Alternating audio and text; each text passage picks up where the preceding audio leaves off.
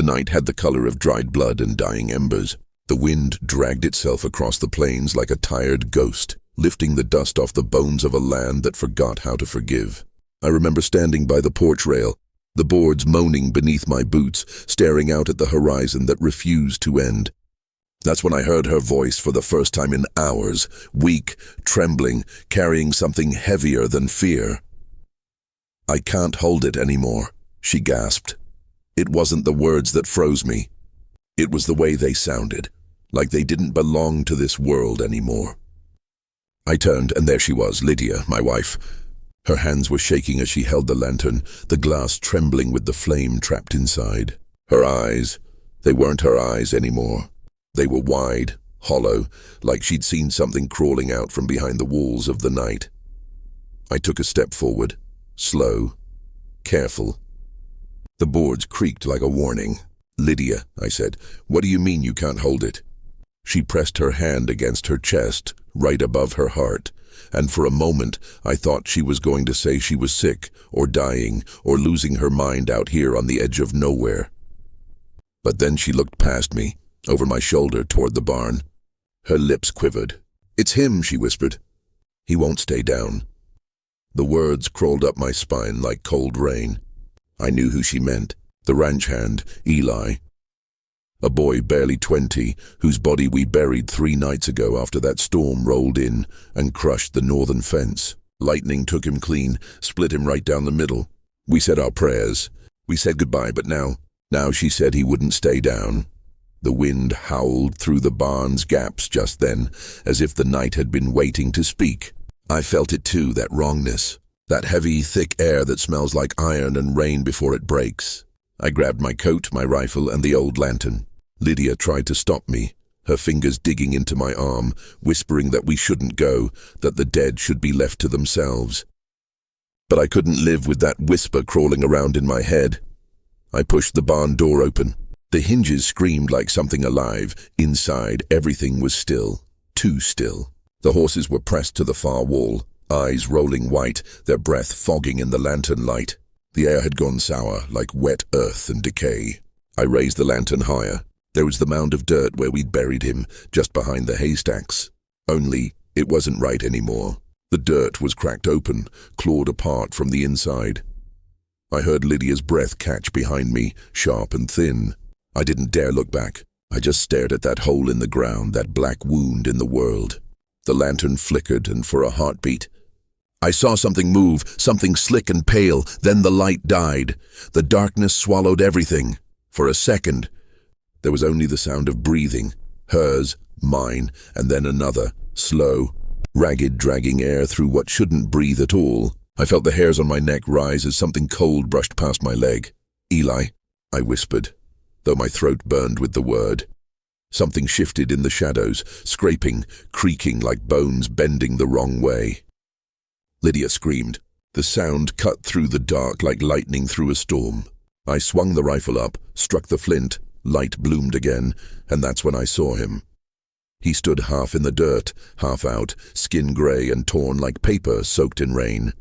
His eyes weren't eyes anymore, just hollows filled with something that burned cold. He wasn't there to harm us, not at first. He was staring at Lydia. She dropped to her knees, clutching her chest. The lantern light danced across her face, and I saw something black spilling down her neck, veins crawling, spreading under her skin like ink. She looked at me, tears streaming, but her voice was gone. I didn't think. I couldn't. I stepped forward, grabbed her shoulders, and shook her. "Lydia, look at me. What's happening?" She tried to speak, but what came out wasn't a word. It was a sound that didn't belong to her. The barn shuddered. The light flickered. The air grew heavy and hot. The ground itself seemed to breathe. Then she went still. For a moment I thought she'd fainted. I caught her, her head falling against my chest. Her heartbeat was wild, then slow, then gone. The silence that followed didn't feel real. It felt like the whole world was holding its breath. Then she lifted her face, her eyes. God forgive me. They were his now. Eli's, cold, dead, burning with that same blue-white light. And when she spoke, it was his voice crawling out of her throat. "You left me there, boss," it said. "Left me in the storm. My rifle fell. I stumbled back, shaking. She rose, no, he rose inside her. And every step she took toward me left frost on the floorboards. The lantern shattered. The light died again, and in that darkness I saw two shapes, one fading, one rising. I ran.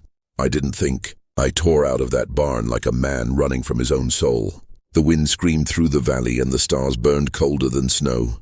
When I looked back, the barn was burning from the inside, blue fire, silent and alive, as if the heavens themselves had turned away from what they saw. That was the first scene. The night that never left me. The second came 3 days later. The sheriff found me out by the creek, hands blistered from digging, eyes bloodshot from no sleep. They said I'd been talking to someone who wasn't there. Said I'd been digging for her, Lydia, but the grave was empty. Only ash and frost where she used to be. The townfolk whispered things. They said the ranch was cursed. Said Eli had struck some deal before he died to come back and take what he was owed. But no one ever came near the place again. I stayed. A man can't leave what he's guilty of. The house fell quiet and the wind took over. Nights turned to months. I'd hear her sometimes, soft footsteps, the door creaking open. Sometimes I'd smell her perfume mixed with rain. Once I woke to find her sitting by the fire, back turned, hair falling the way it used to when she brushed it before bed. But she wasn't warm anymore. She'd whisper things, small things soft as dust. Why didn't you stop it? Why did you bury him there? Why didn't you listen when I said I couldn't hold it anymore? And then sometimes she'd laugh, a sound so hollow it made the walls crack. There was one night, maybe the last one that still feels real, when I saw her standing out in the field. Moonlight washed her white. I called her name. She turned, and I swear the wind stopped to hear what she'd say. She smiled, kind, broken, the way she used to, and lifted her hand. "Come home," she whispered. I took one step forward. Then another. The ground was soft under my boots like fresh-turned soil. And that's when I realized I was standing over the same spot we'd buried Eli. The earth began to move, slow, gentle, like it was breathing again. I froze, every part of me screaming to run. But I didn't. I couldn't. Because from beneath that ground came a sound like her voice and his together, twisted and low. "Stay," it said. The lantern I held went out. The world folded into black. I felt cold hands on my chest, pressing, pulling, as if the earth itself wanted me back. I screamed, but the sound didn't leave my throat. When I opened my eyes, the dawn was breaking and I was lying in the field alone. The ground was smooth again. No footprints, no graves, just frost glinting in the new sun. I walked back to the ranch, though I don't remember how. The barn was gone, burned down to black ribs of wood. The house leaned, its windows empty as eye sockets. Everything I'd built, everything I'd loved. It was all hollowed out, swallowed by something I can't name. And every night since, I hear it again. Her gasp, that one line that started it all. I can't hold it anymore. Maybe she meant the secret. Maybe she meant the curse, or maybe she just meant the weight of loving me in a place that God forgot. Now, when the wind crawls through the valley, I hear them both whispering in it. Her soft, his hollow. The sound comes from the barn that isn't there anymore, and when I look out at the horizon, I swear I see her standing again, pale in the moonlight, waiting for me to join her. The land never forgets, you see. It holds what we bury, whether we mean to or not, and some nights, it gives it back. The days stopped meaning much after that. Sunrises bled into sunsets, and I stopped counting how many. The ranch sat quiet. Nothing left alive but the wind and me. The townsfolk never came back. They said the land was cursed, that the soil turned cold even under summer sun. They were right. You could feel it humming. A low, slow tremor beneath your boots, like something down there was still awake. I tried to forget, but forgetting don't come easy to men like me. There were nights I'd sit by the window, staring at the field where the graves used to be, and I'd see her shadow, Lydia's, drifting between the weeds. Lantern in hand, though I never lit one again after that night. Sometimes she'd whisper my name, soft and tired, like she was standing right behind me. Sometimes I'd hear Eli's boots walking across the porch, that slow drag step he had. But when I opened the door, there'd be nothing but dust and wind. Then one night, the wind stopped blowing. The stillness was so thick I could hear the boards breathing under my chair. The moon was swollen, sickly white, hanging low over the barn's remains. The air smelled like iron again. I don't know what made me move, but I grabbed my coat and stepped outside. Every sound I made seemed too loud, like the night was listening. Out by the ashes of the barn, I saw her. Lydia. She was standing where the grave used to be, her dress moving though there was no wind. The light around her was wrong, dim but sharp, as if the world was bending to let her through. Her eyes glowed faint, blue-white, like the last spark before a candle dies. I called her name, and for the first time she answered. "You shouldn't have buried him here." Her voice wasn't angry. It was sad, deep, endless sad, like the kind that seeps into your bones. I told her I didn't have a choice. There'd been nowhere else. The storm had washed out the roads. The ground was soft, easy to dig. She shook her head, slow. "You buried him on hollow ground," she whispered. "The kind the old folks warned us about, where the earth still remembers blood." Then she stepped aside, and the soil behind her began to move, not fast, not violent, but steady, deliberate, as if something underneath was pushing up through it. The ground cracked open, a line of light spilling through, burning cold and pale. I fell to my knees. The air was heavy, hard to breathe, full of that hum again, louder now, almost like a heartbeat. Lydia looked down at me, her face soft, her voice breaking. "He wasn't meant to die that night," she said. "You called the storm. I felt the world spin. I didn't understand at first. Then I remembered, that day, that argument. I'd cursed him, told him no man could work for me and lie straight-faced, told him the lightning itself would strike him for his sins, and it did. I'd said it in anger, but out here, words don't just vanish. The land listens, the wind carries them, and if you speak with enough hate, the earth remembers." I looked back at Lydia, her eyes now bright as fireflies caught in glass.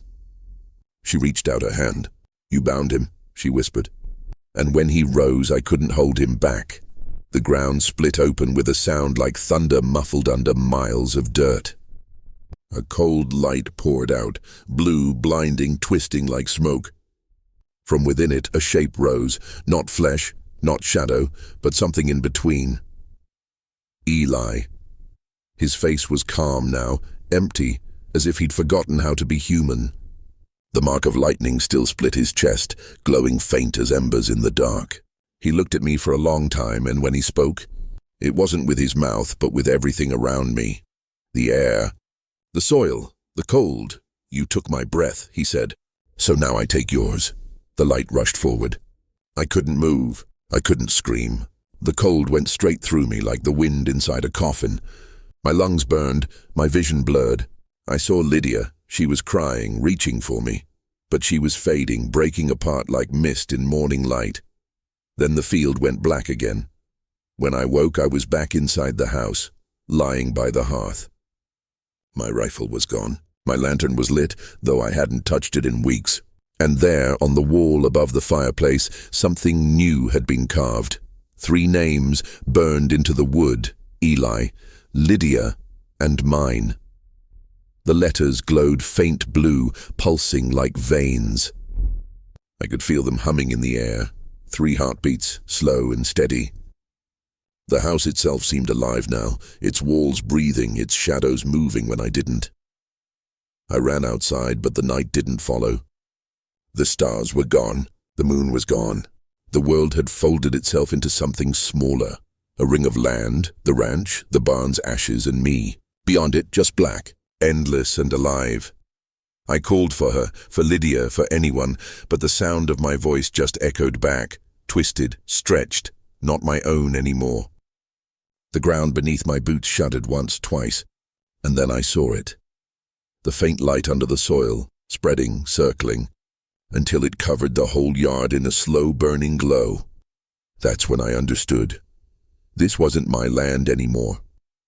It was theirs. The curse hadn't come from the storm or the grave or the bones beneath. It came from me, from my anger, from every word I ever spoke into the wind without care for where it'd land. I had cursed him. She had carried it. And now I was bound to it. I dropped to my knees and dug my hands into the dirt. It was warm, beating, alive. Beneath it I could feel their hands too, hers soft, his rough, pulling, not to drag me down, but to join them. The hum grew louder, became a voice. "Now you hold it," they said together. I looked up. The sky was burning blue, the kind of blue that blinds. The house began to crumble. The fence posts bent like they were bowing. The wind returned at last, screaming across the plain, and in that sound I heard everything, her gasp, his curse, my sin, all tangled together like the strings of a broken song. The ground opened beneath me. I didn't fall, I just sank, slow and steady, the way a man sinks into the truth he's been running from all his life. The last thing I saw was the light, that cold, white, endless light, spilling from the cracks, swallowing everything it touched. Now they say the ranch still stands, though no one's seen it by day. Only at night, when the sky's clear and the wind's dead quiet, you can see a faint blue glow on the horizon, like a lantern swinging in the dark. Some say it's Lydia still holding it, still trying to keep what's beneath from waking. Some say it's me, walking the fences I built, whispering to the wind to forgive me, but the old ones. They say it's the land itself now, breathing, remembering, waiting for the next fool to speak a curse into the dust. Because out here, nothing dies. It just listens.